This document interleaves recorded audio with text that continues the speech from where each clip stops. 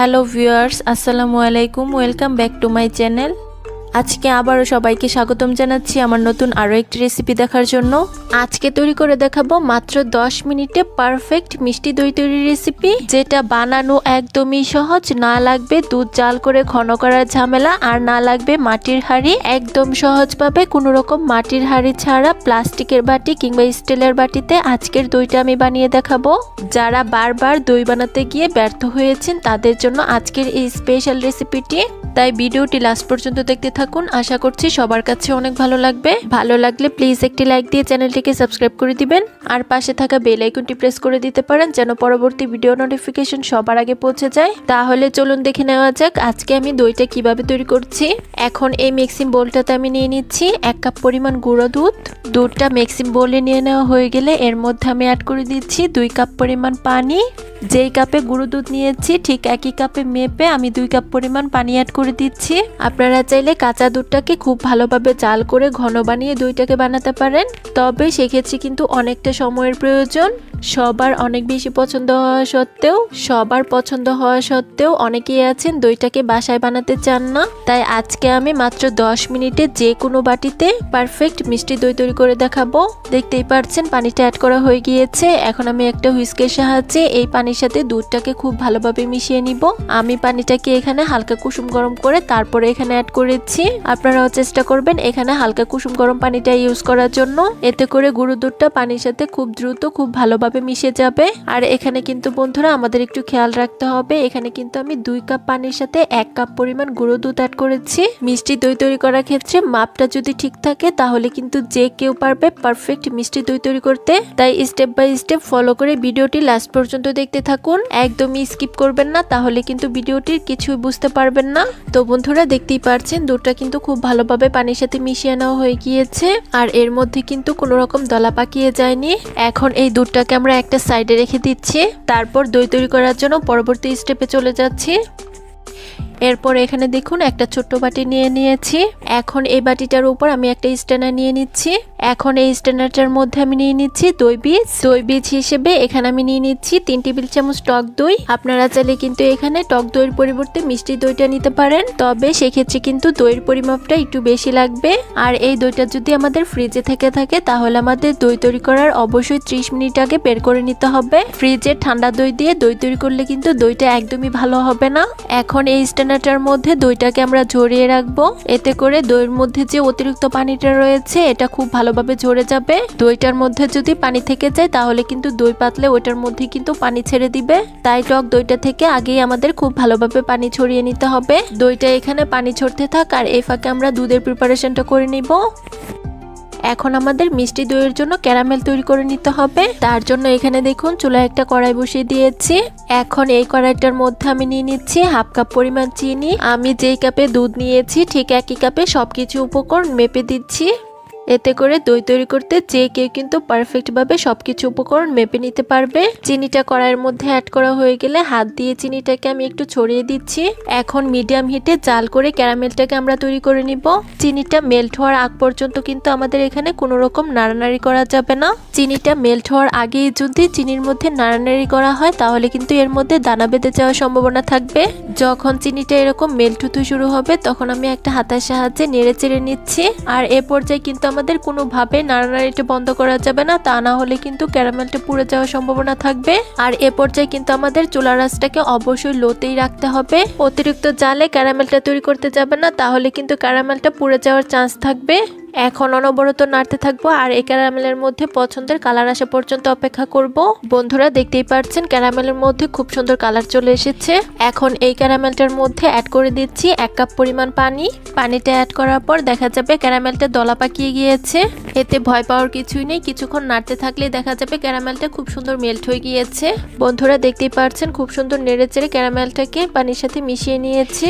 এখন এর মধ্যে অ্যাড করে দিব আমরা যে আগেই দুধটাকে রেডি করে রেখেছিলাম সেটা। দুধটা অ্যাড করা হয়ে গেলে এখন আমি চুলার জাল থেকে বাড়িয়ে এই দুধটাকে খুব ভালোভাবে নেড়েচেড়ে জাল করে নিব। তো এখানে কিন্তু আমরা 2 কাপ পরিমাণ পানি দিয়ে দুধটাকে গুলিয়ে নিয়েছি, আর এখানে কিন্তু আমি আরো 1 কাপ পরিমাণ পানি অ্যাড করেছি। এখন আমরা এই দুধটাকে হাই হিটে জাল করে অনবরত নেড়েচেড়ে 2 কাপ পরিমাপ করে নিব। তো বন্ধুরা, দই তৈরি করার ক্ষেত্রে আমাদের কিন্তু অবশ্যই এই মাপগুলোকে খেয়াল রাখতে হবে। মাপগুলো যদি ঠিক থাকে আর স্টেপ বাই স্টেপ ফলো করা হয় তাহলে কিন্তু যে কেউ পারফেক্ট দই তৈরি করতে পারবে। বন্ধুরা, যারা আমার এই ভিডিওটি দেখছেন প্লিজ একটি লাইক দিয়ে চ্যানেলটিকে সাবস্ক্রাইব করে দিবেন। যারা ফেসবুক পেজ থেকে দেখছেন প্লিজ একটি ফলো দিয়ে দিবেন। বন্ধুরা, দেখতেই পাচ্ছেন দুধটা খুব ভালোভাবে ফুটে উঠেছে। এখন আমি এই দুধটাকে খুব ভালোভাবে অনবরত নেড়েচেড়ে নিচ্ছি। বন্ধুরা, গুঁড়া দুধ দিয়ে যদি দইটাকে তৈরি করা হয় তাহলে কিন্তু দুধ জাল করার ঝামেলা থাকে না, আর অল্প সময়ের মধ্যেই কিন্তু দুধটা আমাদের ঘন হয়ে যায়। বন্ধুরা, দেখতেই পাচ্ছেন দুধটাকে আমি অনবরত খুব ভালোভাবে নেড়েচেড়ে জাল করে নিয়েছি, আর এটা কিন্তু এখন এ পর্যায়ে অনেকটাই ঘন মনে হচ্ছে। এর থেকে ঘন করার কোনো প্রয়োজন নেই। এখন আমি চুলার জালটাকে বন্ধ করে দিব। দুধের ঘনত্বটা আমি আপনাদেরকে একটু কাছ থেকে দেখিয়ে দিচ্ছি। তো বন্ধুরা, দেখতেই পাচ্ছেন দই তৈরি করার জন্য দুধের প্রিপারেশনটা আমাদের একদম রেডি। এখন যেটা করতে হবে, এই দুধটাকে আমাদের খুব ভালোভাবে ঠান্ডা করে নিতে হবে, তবে একেবারে ঠান্ডা করা যাবে না। হাতের আঙুল ডুবালে 2 থেকে 3 সেকেন্ড রাখা যায়, এরকম ভাবে আমাদের ঠান্ডা করে নিতে হবে। দুধটা এখানে ঠান্ডা হতে থাক, আর এই ফাঁকে আমরা টক দইটাকে রেডি করে নিব। তার জন্য এখানে দেখুন আমরা যে আগেই টক দইটাকে ঝরতে দিয়েছিলাম, দেখতেই পাচ্ছেন টক দই থেকে কিন্তু এখন অনেকটাই পানি ঝরে গিয়েছে। এই পানিটা সহ যদি আমরা দইটাকে তৈরি করতাম তাহলে কিন্তু দই থেকে পানি ছেড়ে দিত। তাই দই তৈরি করার পূর্বে টক দইটাকে কিন্তু আমাদের অবশ্যই এভাবে পানি ঝরিয়ে নিতে হবে। এখন এই টক দইটাকে আমি একটা মিক্সিং বোলে নিয়ে নিচ্ছি। তারপর একটা হুইস্কের সাহায্যে এই দইটাকে আমি খুব ভালোভাবে ফেটিয়ে নিচ্ছি। হ্যান্ড হুইস্ক না থাকলে আপনারা চাইলে কিন্তু এটা কাঁটা চামচের সাহায্যেও করে নিতে পারেন, তবে খেয়াল রাখতে হবে এর মধ্যে যেন কোনো রকম দানাদার ভাব না থাকে। দইয়ের এই মিক্সচারটা আমাদের একদম ক্রিমের মতো তৈরি করে নিতে হবে। যখনই নাড়তে নাড়তে দেখা যাবে এরকম ক্রিমের মতো তৈরি হয়ে গিয়েছে, তখনই এর মধ্যে আমরা অ্যাড করে দিব দুধ। তবে সম্পূর্ণ দুধটা কিন্তু একবার অ্যাড করে দেওয়া যাবে না। প্রথমে আমি হাফ কাপ পরিমাণ দুধ দিয়ে দইয়ের এই মিক্সচারের সাথে খুব ভালোভাবে মিশিয়ে নিচ্ছি। বন্ধুরা, আবারও বলছি, যারা আমার এই ভিডিওটি দেখছেন প্লিজ একটি লাইক দিয়ে চ্যানেলটিকে সাবস্ক্রাইব করে দিবেন, আর যারা ফেসবুক পেজ থেকে দেখছেন প্লিজ একটি ফলো দিয়ে দিবেন। অনেকেই আছেন ভিডিও দেখেন কিন্তু লাইক দেন না, প্লিজ একটি লাইক দিয়ে দিবেন। বন্ধুরা, দেখতেই পাচ্ছেন টক দইয়ের মিক্সচারের সাথে খুব ভালোভাবে হাফ কাপ পরিমাণ দুধ আমাদের মেশানো হয়ে গিয়েছে। এখন আমরা এর মধ্যে বাকি দুধটাকেও অ্যাড করে দিব। তার জন্য আমরা দুধটা চেক করে নিচ্ছি দুধটা হালকা ঠান্ডা হয়েছে কিনা। তো আমি হাতের আঙুল ডুবিয়ে দুধটাকে চেক করে নিচ্ছি ঠান্ডা হয়েছে কিনা। আঙুল ডুবালে দুধের মধ্যে যদি আঙুলটা 2 থেকে 3 সেকেন্ডের মধ্যে রেখে দেওয়া যায় তাহলেই বুঝতে হবে দুধের টেম্পারেচারটা আমাদের একদম পারফেক্ট আছে। এখন আমরা এই দুধটাকে দইয়ের মিক্সচারের সাথে নিয়ে নিব। দুধের মিশ্রণটা দইয়ের মিক্সচারের সাথে নিয়ে নেওয়া হয়ে গেলে এখন আমি আবারও একটা হুইস্কের সাহায্যে এই সব কিছু উপকরণ খুব ভালোভাবে মিশিয়ে নিব। তো বন্ধুরা, দুধটা মেশানোর ক্ষেত্রে টেম্পারেচারটা কিন্তু আমাদের অবশ্যই খেয়াল রাখতে হবে। দুধের টেম্পারেচারটা ঠিক এমন হতে হবে, না অনেক বেশি গরম না অনেক বেশি ঠান্ডা। তো বন্ধুরা, দেখতেই পাচ্ছেন দইয়ের মিক্সচারের সাথে দুধটাকে খুব ভালোভাবে আমাদের মেশানো হয়ে গিয়েছে। এখন আমরা এই দুধের মিশ্রণটা দইটাকে যে পাত্রে বসাবো সেটার মধ্যে নিয়ে নিব। আমি আজকে দইটাকে একটা স্টিলের বাটি আর একটা প্লাস্টিকের বাটিতে বসাবো। আপনারা চাইলে কিন্তু মাটির হাঁড়িতেও দইটাকে বসাতে পারেন। তো বন্ধুরা, দেখতেই পাচ্ছেন প্রথমে আমি স্টিলের বাটিতে দইয়ের মিশ্রণটা নিয়ে নিচ্ছি। স্টিলের বাটিতে দইয়ের মিশ্রণটা নেওয়া হয়ে গেলে এখন আমি একটা প্লাস্টিকের বাটিতে দইয়ের মিশ্রণটা নিয়ে নিচ্ছি। দুইটা বাটিতে আমাদের দইয়ের মিশ্রণটা নিয়ে নেওয়া হয়ে গিয়েছে। এখন বাটিটা খুব ভালোভাবে ঢাকনা দিয়ে লাগিয়ে দিচ্ছি। এখন এই বাটিগুলো মোটা কোনো তাওয়াল দিয়ে গরম সাইডে রেখে দিলেই দইটা খুব ভালোভাবে আমাদের জমে যাবে। যেহেতু আজকে আমি মাত্র 10 মিনিটে দই তৈরি করব, তার জন্য এখানে দেখুন চুলায় আবারও একটা কড়াই বসিয়ে দিয়েছি। এখন এর মধ্যে আমি কিছুটা পরিমাণ পানি দিয়ে দিচ্ছি। পানিটা যখন ফুটতে শুরু হবে এর মধ্যে আমি একটা স্ট্যান্ড বসিয়ে দিচ্ছি। তারপর এই স্ট্যান্ডটার মধ্যে আমি স্টিলের বাটিটাকে বসিয়ে দিচ্ছি। বাটিটার মধ্যে যেন কোনো রকম বাতাস প্রবেশ না করতে পারে তার জন্য একটা ঢাকনা দিয়ে এটাকে ঢেকে দিচ্ছি। তারপর আবারও একটা ঢাকনা দিয়ে এটাকে আমি খুব ভালোভাবে ঢেকে দিচ্ছি।